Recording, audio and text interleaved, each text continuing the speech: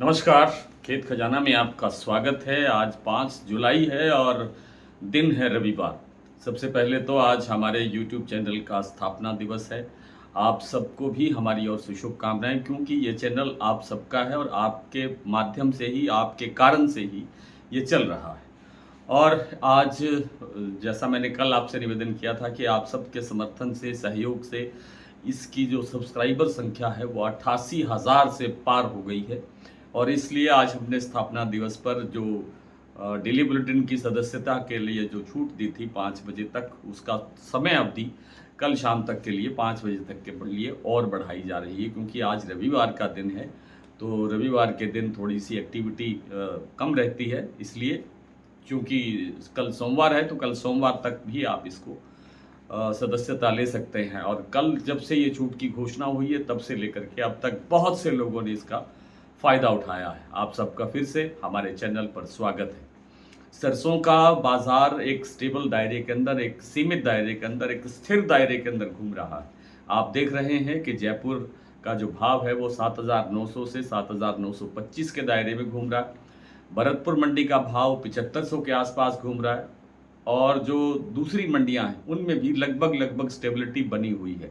प्लांटों के भाव भी लगभग स्थिर से ही चल रहे हैं। 7800 का भाव गोयल कोटा प्लांट का चल रहा है। 8650 रुपये का भाव शमशाबाद सलोनी प्लांट में चल रहा है। अन्य प्लांटों में भी यही स्थिति है। दैनिक आवक भी 3.5 लाख बोरी पर स्थिर हो गई है पिछले 3 दिनों से। तो कोई चेंज नहीं हो रहा है। इसके पीछे सबसे बड़ा कारण तो ये है कि तेल की डिमांड नहीं, सरसों तेल की डिमांड सीमित है, कम है, कमज़ोर है।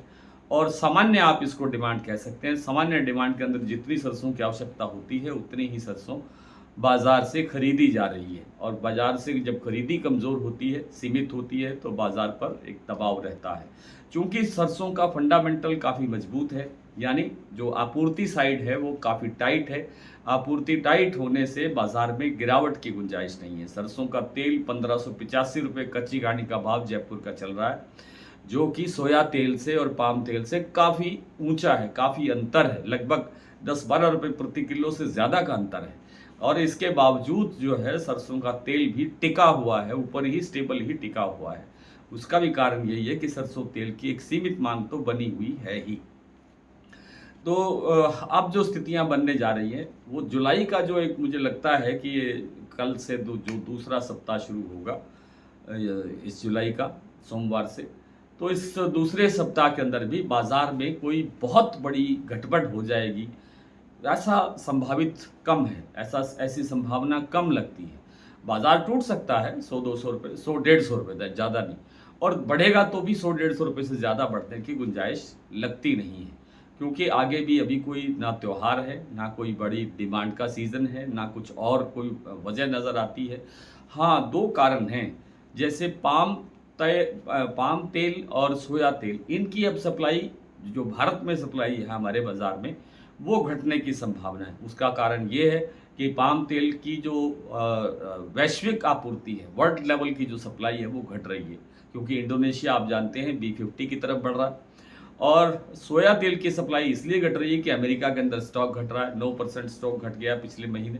और स्टॉक घटने से जो सप्लाई है वो टाइट हो जाती है।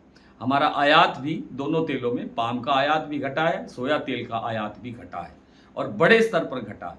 तो कांडला पर अब जो सप्लाई है वो टाइट होगी और भाव ऊपर आना शुरू होगा। उसका समर्थन मिलने से थोड़ा बहुत सरसों तेल के अंदर समर्थन मिल सकता है, जिससे सरसों को भी सहारा मिल सकता है। अदरवाइज सरसों के अंदर ना कोई बड़ी तेजी है, ना कोई बड़ी गिरावट की संभावना नजर आती है। तो फिलहाल बाजार में अपना जो स्टॉक है उसको होल्ड रखें। सरसों की मैं बात कर रहा हूँ, स्टॉक को होल्ड रखें। और जैसे ही हम आगे बढ़ेंगे, यानी भाव जैसे ही थोड़ा आगे बढ़ेगा, तो हर उछाल पर थोड़ा थोड़ा मुनाफा लेते रहिएगा। आपको बहुत बहुत शुभकामनाएं। आज इतना ही। नमस्कार।